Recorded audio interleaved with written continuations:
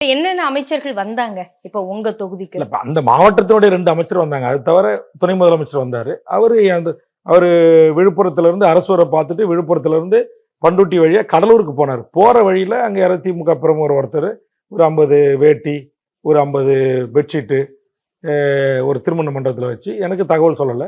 அவங்க கட்சிக்காரங்க, திமுக கட்சிக்காரங்க அங்க ஒன்று கூடி அவங்க இட்டு வந்த கட்சிக்காரங்களுக்கு அதை வழங்கினாங்க. அதுல ஒரு சில பொதுமக்களும் அந்த பயன் பெற்றாங்க அப்படின்னு சொன்னாங்க. எனக்கு அவ்வளவுதான். ஆனா எனக்கு துணை முதலமைச்சர் அலுவலகத்துல இருந்தோ, முதலமைச்சர் அலுவலகத்துல இருந்தோ துணை முதலமைச்சர் வராரு, உங்க தொகுதியை பார்வையிடுறாரு, உங்களுக்கு என்ன குறைகள் இருக்கு, என்ன மக்கள் எங்கெங்க பாதிக்கப்பட்டிருக்காங்க, இட்டு போய் காட்டுங்க அப்படின்னு சொல்லல. நானா அப்படி கூப்பிடுறதுக்கு முயற்சி பண்ணி அலுவலகத்தை தொடர்பு கொண்ட போதும் எனக்கு அந்த சரியான ஒரு முறையான பதில் இல்லை.